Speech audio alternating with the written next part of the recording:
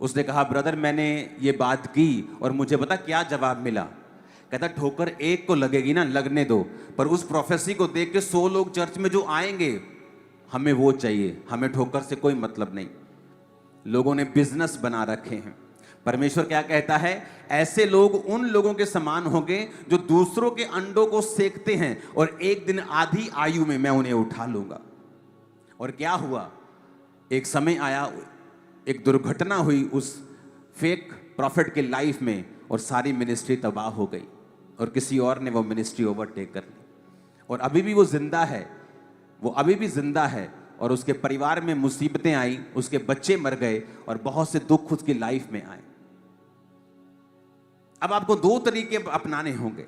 या तो आप परमेश्वर में सही तरीके से चल लो, जो मुश्किल है, जो आपको मुश्किल लगता है कि आप अपने परिवार से दूर हैं, फुल नाइट प्रार्थना कर रहे हैं, या पवित्रताई में जीवन बिता रहे हैं, या आप हर चीज में वफादारी के साथ प्रभु के सामने हैं।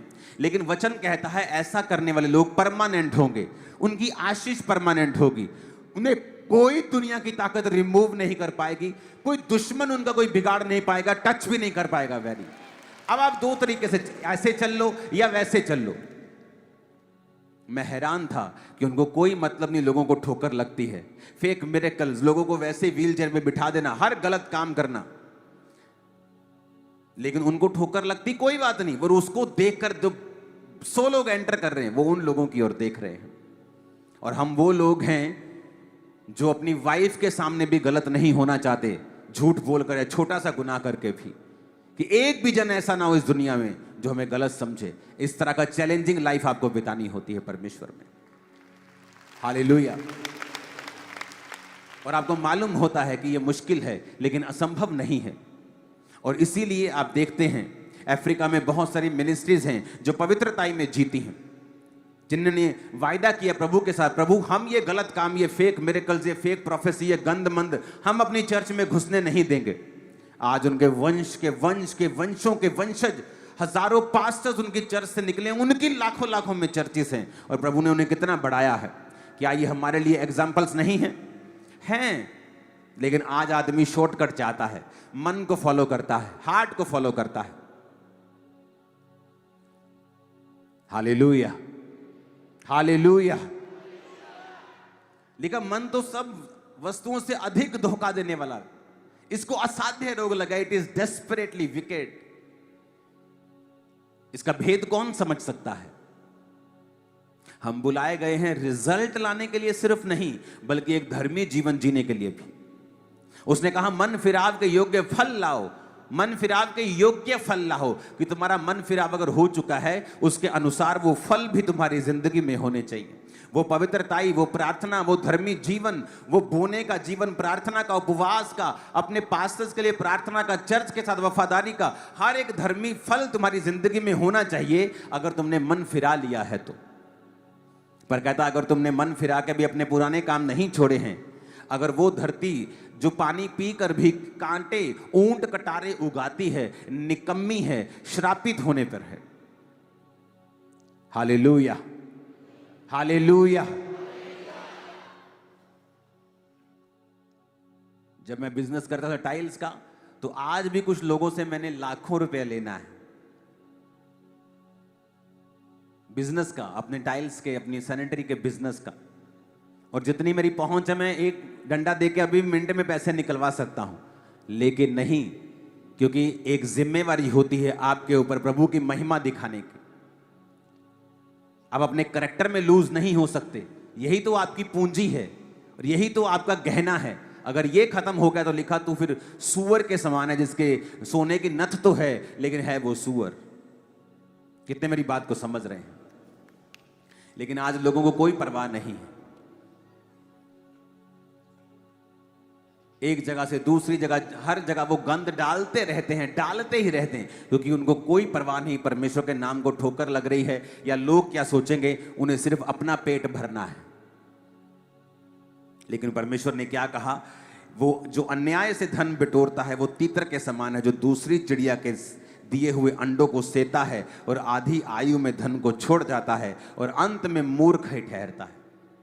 ऐसे लोगों को लगता है कि हम बड़े चालाक हैं और हमारी चालाकी कामयाब हो रही है, लेकिन परमेश्वर कहता है तू किसके लिए बटोर रहा है, क्योंकि अंत में तू सब कुछ ये छोड़ जाएगा और मूर्ख ठहरेगा। ऊंची आवाज में हालेलुया बोलो। आपको एक ऐसी कलीसिया बनना है जो मन के अनुसार नहीं चलती, जो हार्ट के अनुसार नहीं चलती, जो स्पिरिट को फॉलो करती है कि स्पिरिट मुझे क्या कहती। आपका हार्ट आपको धोखा दे सकता है, लेकिन अगर आप वचन से चलेंगे, वचन आपको कभी भी धोखा नहीं दे सकता। हार्ट आज इधर है, आज उधर है, आज ये कुछ कह रहा है, कल ये कुछ कह रहा है। ये इमोशंस जो हैं, ये सबसे अधिक धोखा देने वाले हैं। इसीलिए बाइबल कहती है अगर तुम शरीर के इमोशंस के अनुसार चलोगे तो मरोगे, पर अगर आत्मा के अनुसार चलोगे तो जियोगे। और इसीलिए वचन को ज्यादा पढ़ना जरूरी होता है कि जब इमोशंस आप पे अटैक करते हैं, कभी इस साइड अटैक करते हैं, कभी ये आपको परमेश्वर में चलने के लिए भी अटैक करते हैं, कभी ये परमेश्वर से हटने के लिए अटैक करते हैं। और जब लोग इमोशनल होकर प्रभु में चलते हैं, कई बार तो आपको चर्च की फ्रंट सीट पर बैठे मिलेंगे।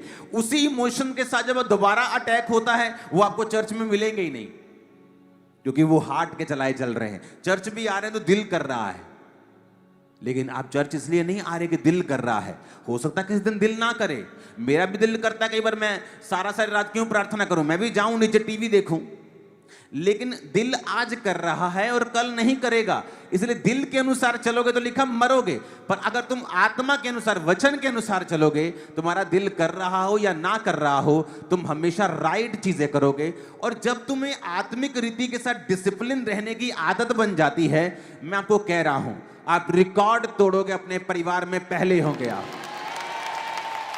आप रिकॉर्ड ब्रेक करोगे अपने परिवार के, आप पहले होंगे जो रिकॉर्ड ब्रेक करेंगे। आमीन मेरे को खड़कने वाला चाहिए। Hallelujah, hallelujah. आप रिकॉर्ड ब्रेक करोगे, लेकिन आपको सीखना पड़ेगा। आज आपका दिल कर रहा है यार मुझे बॉडी बिल्डर बनना है, आपने सुबह खाया, फटाफट प्रोटीन लिया, पूरा जिम हिला दिया जाके, पूरे डोले शोले सब चीजें चल रही। सेकंड डे आपका दिल नहीं किया, आप कभी भी रिजल्ट अचीव नहीं कर सकते। किसी दिन दिल करेगा, किसी दिन दिल नहीं करेगा, लेकिन जो डिसिप्लिन में होता है वो चाहे दिल करे चाहे ना करे, वो अपना काम करता रहता है। सेवकाई भी ऐसी है, एक दिन आपका दिल करेगा, एक दिन दिल नहीं करेगा, एक दिन प्रार्थना करने का करेगा, एक दिन नहीं करेगा। लेकिन अगर जब आप वचन के अनुसार चलने लगते हैं, आत्मा के अनुसार चलने लगते हैं, तब आप देखते हैं कि वो रिजल्ट्स आ रहे हैं जो आपने सोचे थे, आपने जो इमेजिन किए थे, वो रिजल्ट आपकी लाइफ में आ रहे हैं।